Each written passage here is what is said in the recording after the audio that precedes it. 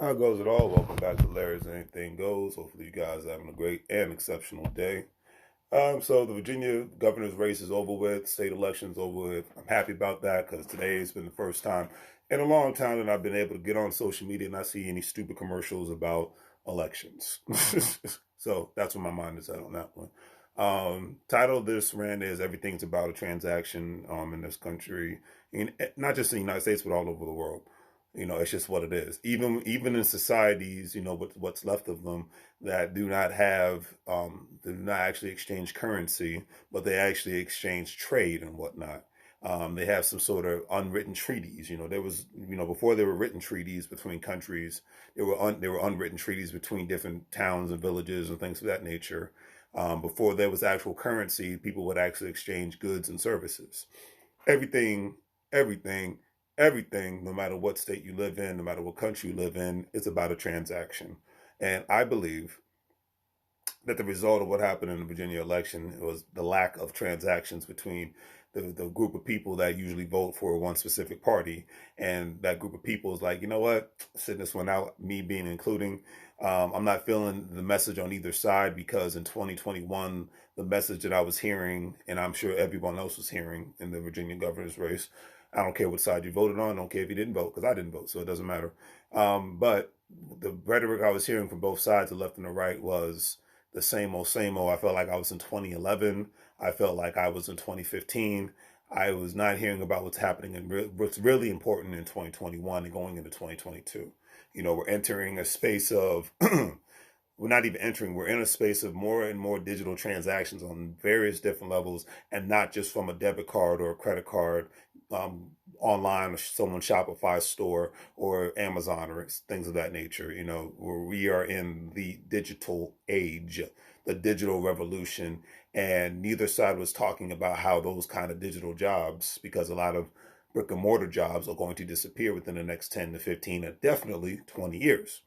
These talks were being talked about even more, a little before the pandemic, and it has intensified even more so, well, mostly in the podcast sphere, because you won't even hear your local media or your national media outlets talking about, how in the next 10 to 15, 20 years, most jobs are going to disappear.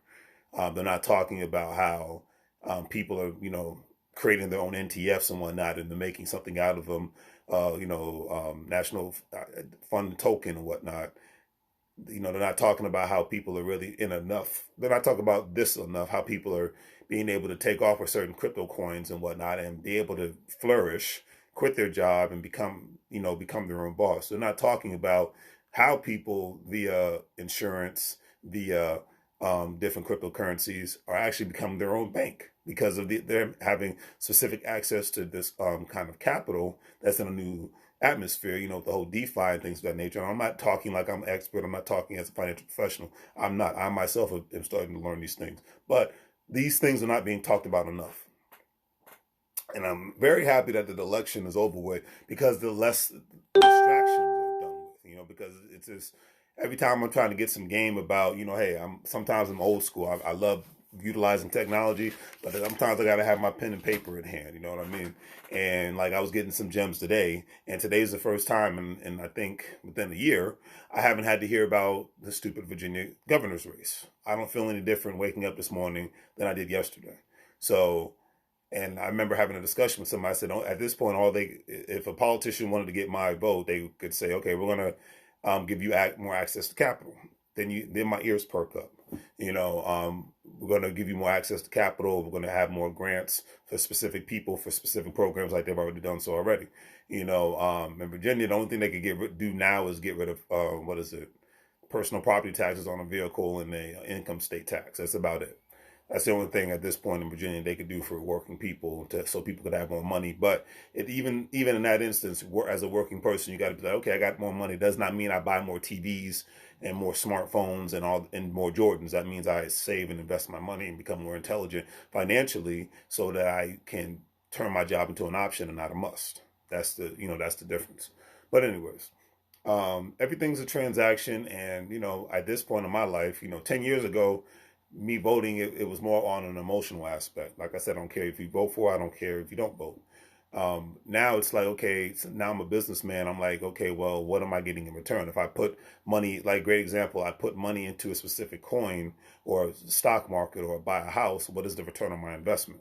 So I look at my voting as the same thing.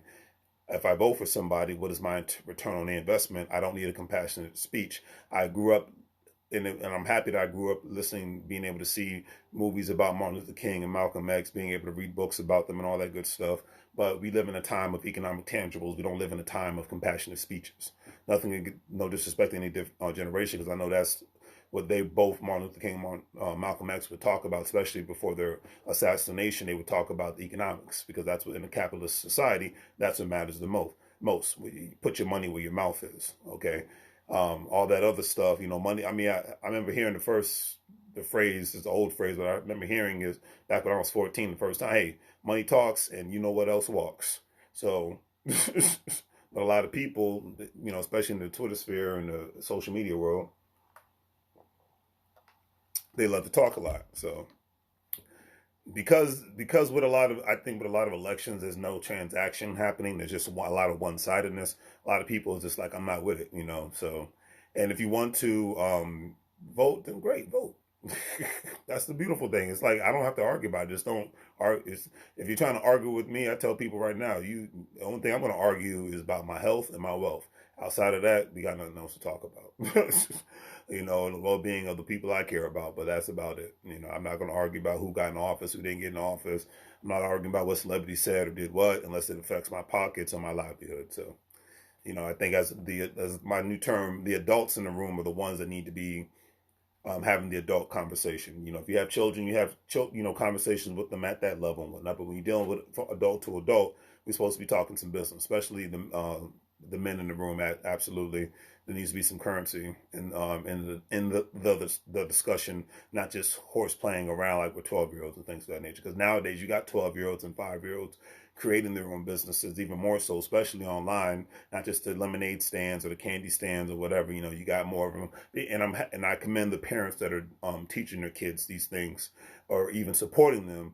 Because I've made videos about parents, kids having their own businesses. I remember these two twins that live in Texas. I remember this one other young lady, I believe she lived in Philadelphia. The parents really are supporting their children in regards to their entrepreneurial endeavors and whatnot. So much love and respect to them and people that are doing that. If you're doing that now, let me know, and let me know how you supported your child's entrepreneurial ambitions or ambitions, period, and whatnot, because we live in the time of that, and that's just going to be how things are going forward. Don't do your best to not get distracted by the nonsense, because for the last month, I just felt more and more distracted. I need to get YouTube Premium, because I'm like, I got to cut these commercials out because it was getting on my nerves. I'm just like, all these distractions kept, and it's like, because at first, okay, let me hear both sides out. I'm like, neither side, left or right, Republican or Democrat, are talking about anything I care about, so I'm not voting. And then I made it within a decision, a split second of a decision. I'm like, well, heard both sides out, because that's what I like to do, and didn't hear anything I wanted to hear. I was like, okay, well, this doesn't affect me. This doesn't affect me. I don't hear any money being put on the table, or any access to capital being put on the table. So, no point of me being involved. I don't need to feel good and warm and fuzzy inside. That's what coffee is for. But anyways, do the great 3 free things, family. Like, share, and subscribe. Have a great day. Remember, everything is a transaction in this life, whether you want to believe it or not. Your relationships, your friendships, the schools you go to, you're supposed to get a return on your investment. When you go to work, you're putting time in for your boss, and then you get paid, and you're compensated for your work, whether it's via commission or via your regular 8 hours to 12 hours a day and whatnot. These are the things that are compensation transactions taking place. And then, when it comes to people getting performance appraisals and things of that nature, they might get an extra bump in pay, or they might get a bonus, or they might get both. That's called currency. When you go to the store, you buy a product because you want it or you need it, and the person or the people that own that store are the ones that's selling it to you. They're the ones that actually get compensated for giving you a product. You're getting compensated for having that product that you wanted or whatnot. That's currency. That's transactions happening.